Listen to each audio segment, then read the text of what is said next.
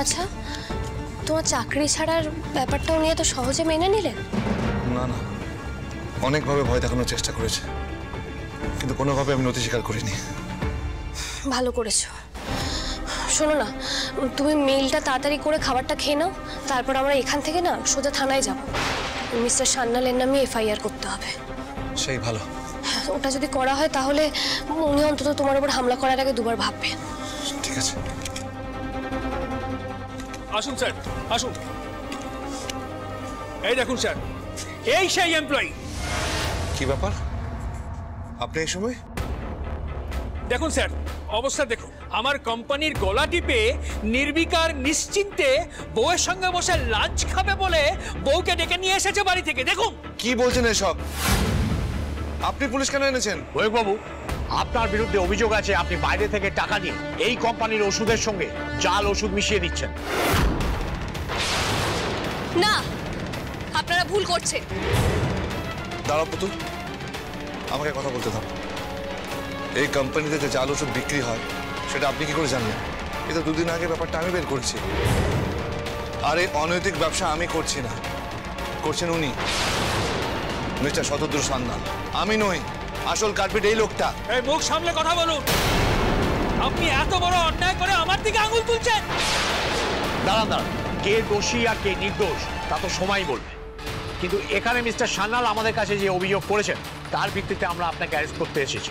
Sir, আপনি এইভাবে কোনো প্রমাণ ছাড়া আমার স্বামীকে অ্যারেস্ট করতে পারেন না। তাছাড়া স্যার, আপনি তো আমাদের দুজনকে খুব ভালো করে চেনেন। আপনি ভাবলেন কি করে যে ও এরকম একটা জাল ওষুধের ব্যবসা করবে? আপনি তো জানেন যে আমরা কখনো কোনো অন্যায়কে প্রশ্রয় দিই না, কোনো দিন না। তাহলে আপনি এরকম কেন করছেন স্যার? আপনি তো দেখেছেন স্যার, এর আগেও আমরা কতবার কত অপরাধীকে ধরিয়ে দিয়েছি, পুলিশের হাতে তুলে দিয়েছি। এই তো কিছুদিন আগেই ওই ডাকাত দলটাকে ধরিয়ে দিলাম আমরা। তারপরেও স্যার, আপনি কি করে ভাবছেন যে ও বা আমরা কেউ এরকম কোনো অন্যায় কাজ করতে পারি? দেখুন ম্যাডাম, আমি আপনাদের ব্যক্তিগতভাবে কতটা চিনি বা আপনারা এর আগে পুলিশকে কতটা সাহায্য করেছেন, এখানে এসব কোনো কিছুই ম্যাটার করে না। একটা প্রাইভেট লিমিটেড কোম্পানি থেকে অভিযোগ দায়ের করা হয়েছে আপনার স্বামীর বিরুদ্ধে, আর সেই অভিযোগটা হলো জীবনদায়ী ওষুধ জাল করার অভিযোগ। তাই আমাদের তদন্ত করতেই হবে। আপনি প্রমাণ এই ঘরেই পাবেন স্যার, কারণ উনি এই ঘর ছেড়ে কোথাও যান না। যা করার সব এই ঘরে বসেই করেন। কেবিনটা ভালো করে সার্চ করুন, সেলফ ড্রয়ার কোনো কিছু বাদ দেবেন না। যান। আপনারা ভুল করছেন, কিন্তু আমি তো বলছি আমার স্বামী এরকম কাজ করতে পারে না। বিশ্বাস করুন অফিসার, এই ঘরে আপনি কিচ্ছু পাবেন না, কারণ আমি এসবের কিচ্ছু করিনি স্যার। বরং এই কোম্পানি অন্যায় কাজের সঙ্গে জড়িত বলে আমি আজই কোম্পানি ছাড়ার ডিসিশন নিয়েছি। মিথ্যে কথা। ও আমাদের কোম্পানির নাম করে অনেক টাকা তুলেছে বাইরে থেকে। এখন নিজে ফেসে যাবে বলে এইসব রেজিগনেশনের নাটক করছে। আপনি একদম বাজে কথা বলবেন না। আমার স্বামী কোনোদিন এমন কাজ করতেও পারে না, আর আমার স্বামী মিথ্যাও বলে না। আপনি দয়া করে এত চেঁচাবেন না পুতুল দেবী, চুপ করে বসে থাকুন। পুলিশকে পুলিশের কাজটা করতে দিন। কি সত্যি আর কি মিথ্যে সেটা খুব তাড়াতাড়ি প্রমাণ হয়ে যাবে। হ্যাঁ স্যার, এ দেখুন স্যার, এগুলো পেলাম। এ কি, এই ওষুধগুলো এখানে এলে কি করে? এই ওষুধগুলোর ব্যাচ নাম্বার বলুন তো। আমি তো জানি না এই ওষুধগুলো এখানে কি করে এলো, তাহলে ব্যাচ নাম্বার কি করে বলবো আমি? তার মানে এই ওষুধগুলোর ব্যাচ নাম্বার নেই, তার মানে এইগুলোই সেই ওষুধ যেগুলো জাল। কি ম্যাডাম, হলো তো? দুধ কা দুধ, পানি কা পানি। বাবু, তার মানে আপনার বিরুদ্ধে যে অভিযোগগুলো এসেছে সেগুলো সব সত্যি? না না, সত্যি না। আপনি আমার কথার ভুল মানে করছেন। আমরা মুখের কথায় সিদ্ধান্তে আসি না ময়ূরবাবু, হাতে প্রমাণ নিয়ে কথা বলছি। আর আমার হাতে এখন প্রমাণ এসে গেছে, এখানে জাল ওষুধের কারবার হয়। এবার বলুন তো, এই কোম্পানির সাথে জাল ওষুধ মেশানোর জন্য আপনি কত টাকা নিয়েছেন, আর সেই টাকাটা কোথায় রেখেছেন? আমি হাত জোর করে বলছি, এই কথাগুলো আমাকে বলবেন না। আমি এসবের কিচ্ছু জানি না স্যার। এখানে সব কি হচ্ছে বলো তো? আমি তো বলছি আপনাদের আমার স্বামী নির্দোষ, ওকে ফাঁসানো হচ্ছে। আপনার স্বামীর কেবিন থেকে এই জাল ওষুধ পাওয়া গেছে, মানে তাই আপনার স্বামীকে এখন আর নির্দোষ বলা যাচ্ছে না কোনোভাবেই। আমি বলছি অফিসার, টাকাও এখানেই কোথাও আছে। আপনারা ওনার সব জিনিসপত্র তল্লাশি করুন। ওনার ব্যাগটা দেখুন, সার্চ করুন। এই ওনার ব্যাগটা চেক করো তো ভালো করে। স্যার স্যার আমার মনে হচ্ছে কোথাও ভুল হচ্ছে, অনেক বড় ভুল হচ্ছে। এই বিষয়টাকে আপনার ভুল থেকে নিয়ে যাচ্ছেন। আসল অপরাধী আপনার নাকের ডগা দিয়ে বেরিয়ে যাবে স্যার। স্যার ব্যাগে কিছু নেই। নিশ্চয়ই অন্য কোথাও লুকিয়ে রেখেছে, এমন জায়গায় লুকিয়ে রেখেছে যেখানে সাধারণত লোকে টাকা লুকিয়ে রাখে না।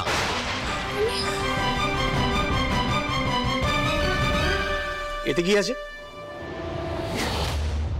ওতে আবার কি থাকবে স্যার? টিফিন বক্সে যা থাকে তাই আছে। আশেপাশে কোনো খাবারের দোকান নেই, তাই আমি আমার স্বামীর জন্য খাবার এনেছি। এটা খুলুন, আমি দেখবো। মানে এবার আমাকে বাক্স খুলে স্যার স্যার এরকম করবেন না, ওর মুখের খাবারটা নষ্ট করবেন না। দেখুন ম্যাডাম, আপনি যদি তদন্তে বাধা দেন তাহলে কিন্তু আমরা আপনাকেও অ্যারেস্ট করতে বাধ্য হব। না এরকম করবেন না স্যার, ওর দুপুরে খাবারটা নষ্ট হতে দেবেন না স্যার, এরকম করবেন না। বাবা, একটা সামান্য টিফিন বক্সকে এত আঁকড়ে ধরে বসে আছেন কেন? স্যার আমার মনে হচ্ছে নিশ্চয়ই এর মধ্যে কিছু আছে। আরে অদ্ভুত। দেখি ম্যাডাম, দিন এটা। স্যার এরকম করবেন না স্যার। দিন, ছাড়ুন, স্যার, ছাড়ুন। আমার কথাটা শুনুন স্যার। ছাড়ুন এটা, স্যার, আপনি এরকম ছাড়ুন। করবেন না স্যার, এর মধ্যে আপনি ছাড়ুন, কি ছাড়ুন, করছেন? কি করছেন কি? ছাড়ুন।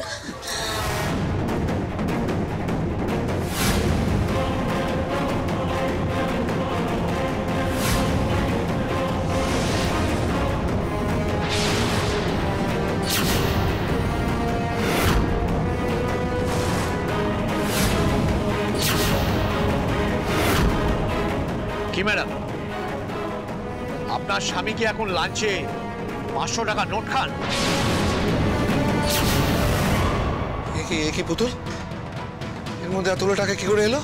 অসম্ভব, এটা হতেই পারে না। এটা তো আমি বাড়ি থেকে এনেছি। আমি খুলেও দেখেছি কি কি রান্না হয়েছে দেখার জন্য আমি খুলেছিলাম। এটা নিশ্চয়ই অন্য কোনো টিফিন বক্স স্যার। দারুণ যোগ ম্যাডাম, আপনারা স্বামী স্ত্রী তো অসাধারণ অভিনেতা। অফিসার, এই লোকটাকে এক্ষুনি অ্যারেস্ট করুন এবার। না স্যার, ওকে নিয়ে যাবেন না স্যার। কেউ পাল্টে দিয়েছে টিফিন বক্সটা, বোঝার চেষ্টা করুন, ওকে ফাঁসাচ্ছে কেউ এটা করে। এরকম করবেন না স্যার। দেখুন ম্যাডাম, এত কথা শোনার আমাদের সময় নেই। আপনার যা বলার কোর্টে গিয়ে বলবেন। ময়ূক বাবু, আপনাকে আমরা অ্যারেস্ট করছি। ম্যাডাম আপনি সরে যান। না না না, আমি কোথাও নিয়ে যেতে দেবো না। না না, আমি ম্যাডাম, যেতে আপনি দেবো না, এইভাবে না। আইনের কাছে বাধা দিতে পারেন না। আর তাছাড়া আপনি বলেছেন যে আপনি এই টিফিন ক্যারিয়ার এনেছেন, তার মানে এই টিফিন ক্যারিয়ারের ভেতরে টাকাটা আপনিই রেখেছেন। এই সন্দেহটা কিন্তু রয়েছে। আপনাকে আমরা এখন অ্যারেস্ট করছি না ঠিকই, কিন্তু আপনি যদি এইভাবে তদন্তের কাজে বাধা দেন তাহলে কিন্তু আমরা আপনাকে অ্যারেস্ট করতে বাধ্য হব।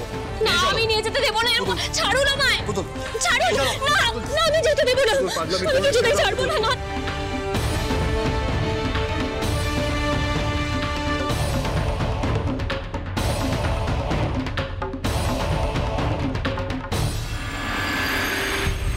কতদিন পর আমি একটু নিশ্চিন্ত হতে পেরেছি।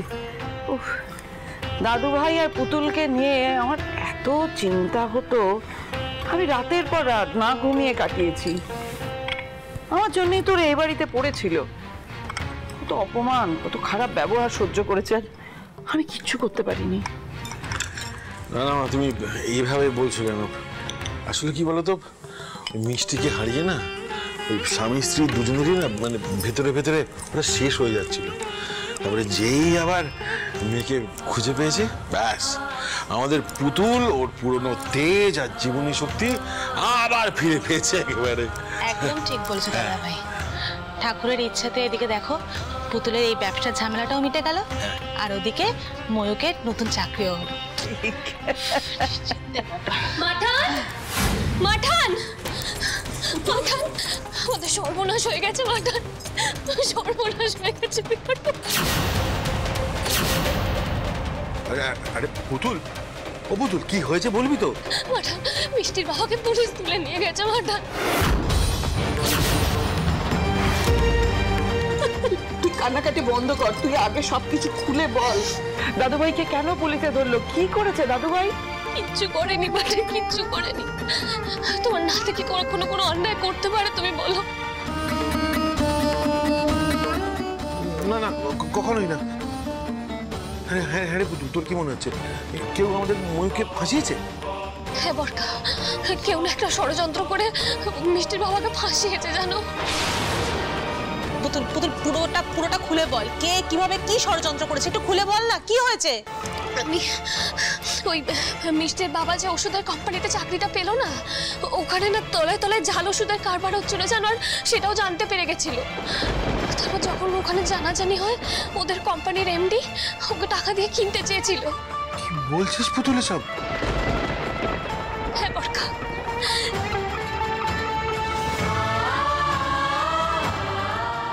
তোমরা তোকে চেনো, সে তো কোনোদিন কোনো অন্যায়কে প্রশ্রয় দেয় না। বলেছিল চাকরি ছেড়ে দেবে, আর ওই কথাটা জানাজানি হওয়ার সাথে সাথে ওরা ষড়যন্ত্র করে ওকে ফাঁসিয়ে দিল। ওরা ভয় পেল যে ওদের এই জালিয়াতির কথা হয়তো পুলিশকে জানিয়ে দেবে। কি করে ফাঁসালো সেটা বল। আমি খাবার নিয়ে যখন ওর অফিসে গেছিলাম, আমার সামনে থেকে পুলিশ ওর কেবিনে ঢুকলো। আমি যে টিফিন ক্যারিতে করে ওর জন্য খাবার নিয়ে গেছিলাম, ওরা কোথা থেকে একদম হুবহু একই ব্যক্তি একটা টিফিন বক্স জোগাড় করে আমার টিফিন ক্যারির সাথে পাল্টে দিয়েছিল। তারপর ওর মধ্যে না অনেক টাকা ভরে রেখেছিল জানো তো। তারপর যখন পুলিশ আসলো, ওরা টিফিন ক্যারিটা খুলেই তো টাকাটা পেলো। ওর বাবাকে ধরে নিয়ে গেছে। আমি কি করবো আমি বুঝতে পারছি না, ওর মাথা কাজ করছে না। কান্নাকাটি করলে চলবে না, কিছু একটা উপায় তো তোকে ভাবতে হবে, আমাদেরও ভাবনা চিন্তা করতে হবে। তবে এটা অনেক বড় ষড়যন্ত্র, সহজে কিন্তু এই জাল কাটা যাবে না। সত্যি ঠাকুর এই ছেলে মেয়ে দুটোকে একটু স্বস্তি দিল না।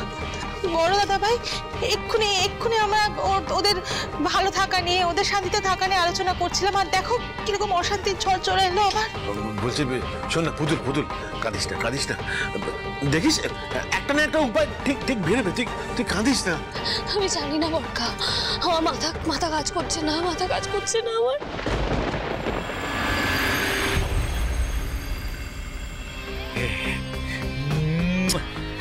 লে একেবারে চুমু হেডলাইন হয়েছে।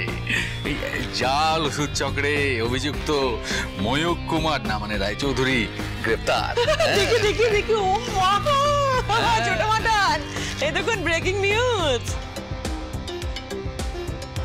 বাহ, সিধু এতদিনে একটা কাজের কাজ করেছে। হ্যাঁ, একটু পিঠটা চাপড়ে দিতে হবে তো। চাপড়ে দিই।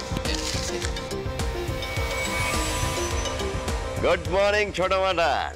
মার্কাটারি বড় বাড়ির আকাশ কি আর সূর্যি উঠেছে নাকি আকাশাংশ তো মেঘলা? টিটিভির বাচ্চা নিশ্চয়ই হেভি কাটাকাটি করছে। ছাড়ো তোর কথা, আমি তো তোমাকে কনগ্রাচুলেট করতে ফোন করলাম। দেখলেন তো ছোট মাদান, একমাত্র সিধি হচ্ছে খিলাড়ি, বাকি সব আনারি মার্কাটারি। একদম ঠিক কথা। যা কাজ তুমি করেছো তারপর তো তোমাকে খিলাড়ি বলতেই হবে। তুমি যে ময়ূককে এভাবে বিপদে ফেলবে তা তো আমি কল্পনাও করতে পারিনি। বলছি একটু স্পিকারে দিন না। হ্যাঁ, বিপদ আর দেখলেন কোথায় মার্কাটারি? ফুলকুমারের বিপদ তো সবে শুরু। আগে দেখতে যান হোতা হ্যায় ক্যা। ওই যে 7 দিনের পুলিশ কাস্টাডিতে আছে না, পুলিশ ওকে এমন রগড়াবে শুধু দেখুন। জাল ওষুধের কেস অনেক বড় কেস, অনেক বড় মাথারা আছে না, ওর দিমাগ চাটবে, ও কেঁদে কুল পাবে না মার্কাটারি। তারপর 7 দিন পরে বিচার শুরু। এবার কেসটা আমি এমন ভাবে সাজিয়েছি না, ও নিজেকে নির্দোষ প্রমাণ করতে পারবেই না। কমপক্ষে 10 থেকে 15 বছরের জেল হবে মার্কাটারি, লিখে রাখুন। কিরে মার্কাটারি, এই সিধু তোর বেড়ালের ভাগ্যে তো আলটিমেটলি শিখে ছিল। হ্যাঁ, এসব শিখে ফিকে ছিল কিনা সেটা আমি জানি না, কিন্তু শুকনো কথায় চিড়ে ভিজবে না। আমার কিন্তু পার্টি চাই। আরে হবে, নিশ্চয়ই হবে। তুমি আগে একটা ব্যবস্থা করো যাতে ময়ূক পার্মানেন্টলি ওই জেলের ঘানিটা টানে, তারপর আমরা বড় করে পার্টি করব। আরে মার্কারি ধরে নিন সেসব হয়ে গেছে, আপনি পার্টির মেনুটা শুধু ঠিক করে নিন মার্কারি। বেশ, রাখলাম। এবার আমি দেখব পুতুলের দিমাগ কোথায় যায়। পুতুল, এই পুতুল টিটিপি এদিকে এসো। ও মুখ দিয়ে বুলি ঝরছিল না, এবার আমিও দেখবো এই বুলি কোথায় গেল। বলছি শুনতে পাচ্ছি না, তুমি একটু চ্যাটাং। পুতুল, এই পুতুল, আরে কোথায় গেলি বলতো? কোন ভাগাড়ে যে মুখ লুকিয়ে বসে আছিস, এদিকে আয় সাহস থাকলে। মা এসে গেছে আমার ছোট্ট বোন। এই তো এনেছি, এটাকে ছোট মাটান। কি হচ্ছেটা কি? হ্যাঁ, এত চেঁচামেচি কিসের? কি করব বলুন দাদান, আপনার নাতি তো একেবারে বংশের মুখ উজ্জ্বল করে ফেলেছে। হ্যাঁ, এমন উজ্জ্বল করেছে যে কাগজে একেবারে হেডলাইন বেরিয়েছে ছবি সহ। দেখুন দেখুন। এই এই পুতুল, এ দেখ, এই দেখ দেখ তোর বর কি মহান কাজ করেছে। দেখ দেখ, তোর নিশ্চয়ই গর্বে একেবারে মাটিতে পা পড়বে না এবার থেকে। কি দিদি, বড় বংশের বংশধর শেষে কিনা জালিয়াত বেরোলো? ছি ছি ছি ছি ছি ছি ছি। আর সেই নাতিকে নিয়ে তুমি এতদিন মাথায় তুলে নাচতে। হ্যাঁ, যা জানেন না সেটা নিয়ে কথা বলবেন না। এ বাবা, আমি জানতে চাইও না। ময়ূক রায়চৌধুরী মানে আপনার নাতি জালি ওষুধ বিক্রির সাথে যুক্ত, এইটা আমি জেনে গেছি। কে শ্যামল রায়চৌধুরী? এতদিন তো নাতি নাতবউ নিয়ে এত আধিক্ষেতা করতে যেন ওরা কলিযুগের রাম সীতা, আর আমরা যারা এখানে বসে আছি তারা হচ্ছে রাবণ আর শূর্পণখা। না না না, একটু ভুল হচ্ছে। মানে ওরা রাম সীতা না হলেও আপনাদের মূল্যায়নটা কিন্তু ঠিকই হচ্ছে। Shut up. You shut up. তখন থেকে দেখে যাচ্ছি তুমি নাতি বাবুকে নিয়ে অনেক বাজে কথা বলে যাচ্ছ। আমার নাতি বাবু এই কাজ করতেই পারে না, আমি বিশ্বাস করি না। অদ্ভুত তো, এতে বিশ্বাস অবিশ্বাসের কি আছে? ওই তো বিতুল বললো না, ওই খবরের কাগজে গোটা গোটা অক্ষরে মানে বোল্ড ফন্টে হেডলাইন বেরিয়েছে ছবি সহ। দেখে নিন দেখে নিন। কি হ্যাঁ, সারাক্ষণ শুধু ওই নীতি আদর্শ নিয়ে জ্ঞান দিত। আসলে কি জানেন তো, যাদের বেশি বকনিবাজি তারাই অথেন্টিক বাজি। দেখুন না, ওই দেবাদেবী সারাক্ষণ সততার প্রতীক হয়ে ঘুরে বেড়াতো, জয়গান গাইতো, কিন্তু ওরা যে নাটক করছিল সেটা বেরিয়ে বললো। হ্যাঁ, ওই ওরা যে কতটা নিচু মানসিকতা, ওই ফুলকুমার যে আসলে একটা জালি কুমার, সেটা শুধু আমরা জানতে পারলাম না, সকলে জানতে পেরে গেল। ছি ছি ছি ছি ছি। ওমা, পুতুল টিটিপি কি হলো? দেখে তো মনে হচ্ছে এবারে মুখে কেউ কুলু পেটে দিয়েছে। সেই তেজ, সেই গলার আওয়াজ, সেই দিমাগ সব কোথায় গেল? বর মুখটা পুড়িয়ে দিল তো। এবার একটা কাজ করো, এই পোড়া মুখ নিয়ে বরের নাম করে সিঁদুর পরো। যা সুন্দর লাগবে না তোমায় দেখতে।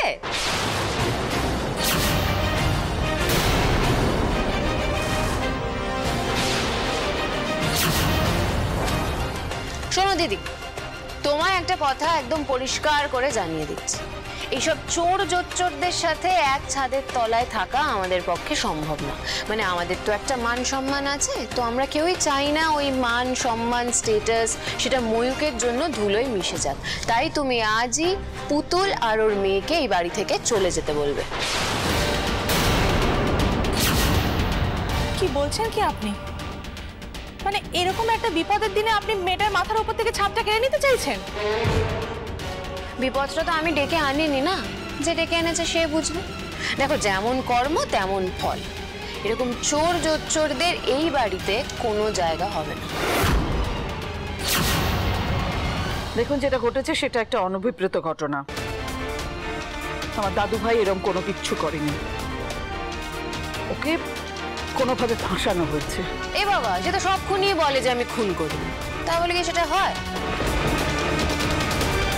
দেখো, এসব বাজে কথা না বলে যেটা করার সেটা করো। আর পুতুল, তুমিও সত্যি বলিহারি মেয়ে একটা। হ্যাঁ, মানে তোমার তো নিজেরই উচিত এই বাড়ি ছেড়ে চলে যাওয়া এত কিছুর পর, তা না এখানে দাঁড়িয়ে আছো। তবে ছোট মাটা, এটা কিন্তু আপনি একদম ঠিক বলেছেন। দেখুন, সমাজে তো আমাদের একটা মান সম্মান আছে। এবার ময়ূখের জন্য আমাদের মাথা অলরেডি হেট হয়ে গেছে, এরপরে ওর বউ বাচ্চাও যদি এখানে থাকে তাহলে দয়া করে চুপ করবে? তুমি কি মানুষ? হ্যাঁ, মানুষ বলেই তো মান সম্মান নিয়ে কথা বলছি। যে মান সম্মানের কথা বললি না, সে তো আমাদের অনেকদিন আগেই চলে গেছে প্রেম। আর সেটা গেছে তোর জন্য। কই, আমরা তোকে তো বাড়ি ছাড়তে বলিনি। মুখ সামলে কথা বলবি দাদা। তুই চুপ কর। আরে বাবা, এত কথা হচ্ছে কেন আমি বুঝতে পারছি না। পুতুল আর পুতুলের মেয়ে আজকে এই বাড়ি ছেড়ে অন্য কোথাও চলে যাবে, এটা ছোট মাঠানের সিদ্ধান্ত। আর এই সিদ্ধান্ত বদল হবে না। তুই আর তোর ছোট মাঠান এই সিদ্ধান্ত নিস কোন অধিকারে? হ্যাঁ, না তুই এই বাড়ির কেউ, না ছোট মাঠান। এই বাড়ির মালিক দাদান আর মাঠান। আর যদি তারা বলে তবে এই বাড়ি থেকে আমি বেরোবো, না হলে না। আর এই যে একটা কথা শুনে রাখ, আমি না তোদের মতো পরজীবী নই এই বাড়িতে। এই বাড়িতে আমি নিজের মর্যাদায় এসেছি, নিজের মর্যাদায় আছি। আমি এই বাড়িতে থাকি নিজের অধিকারে। তো ছোট মাঠানের মতো দাদানকে ঠকিয়ে তার ঘাড়ে চেপে এই বাড়িতে আমি এসে বসে নেই। আমি এখানে এসেছি নিজের মর্যাদায়, তাই তোদের কারোর কথা শুনতে আমি বাধ্য নই। ওরে বাবা, এত কিছুর পরেও তোমার গলা বেরোচ্ছে? তুমি তো বিশুদ্ধ দোকান কাটা। হ্যাঁ, বাহ বাহ বাহ বাহ, পুতুল টিটিভি ফ্যান্টাস্টিক। একটা চোর জালিয়াতির বউ হয়ে তোমার মুখ থেকে এত কথা বেরোচ্ছে কি করে বলো তো? হ্যাঁ, কি করে বলছো এত কথা? বলছি কারণ আমি জানি আমার স্বামী কিছু করেনি, তাই তাকে চক্রান্ত করে ষড়যন্ত্র করে ফাঁসানো হয়েছে। আর তখন থেকে তোমরা এই যে তিলকে তাল করে যাচ্ছ, আমার স্বামীর বিরুদ্ধে তো শুধুমাত্র অভিযোগ আনা হয়েছে, কাগজে কোথাও লেখা আছে আমার স্বামী দোষী। তোমরা কোন সাহসকে জালিয়াত বলছো? আইন আদালত তাকে দোষী সাব্যস্ত করার আগে তোমরা তাকে দোষী বলার কে? এই মুখ সামলে কথা বলো। চোরের বউয়ের আবার বড় গলা। তোমার এই সব কিছু না একেবারে ধুলোয় মিশে যাবে, শুধু ময়ূকের একবার জেলটা হতে দাও। সেটা হলে আপনার সুবিধেই হয় আমি জানি, কিন্তু সে যে কিছু করেনি সেটা আমার মঙ্গলচণ্ডী জানে। তিনি এমন কিছু হতে দেবেন না, কোনোদিন না।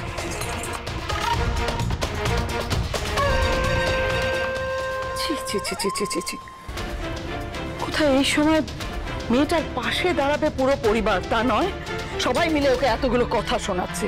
বেশ করেছি গো, কি ভাল লাগলো কথা শুনিয়ে। শোনো, তোমার নাতি নাত বউকে তুমি মাথায় তুলে নাচতে চাইলে নাচো, আমার কোনো অসুবিধা নেই, কিন্তু এটা জালিয়াতকে আমি কথা শোনাবই, কেউ আটকাতে পারবে না।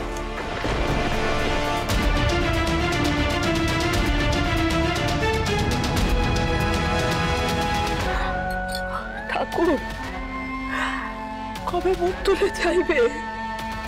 আর কত পরীক্ষা নেবে তুমি? যোগমায়া, তুমি কিচ্ছু চিন্তা করো না, সব ব্যবস্থা হয়ে যাবে। আমি সেই ব্যবস্থা করবো, আমি করবো। তার আগে একটু পুতুল মায়ের সঙ্গে একটু কথা বলা দরকার। তুমি দাঁড়াও।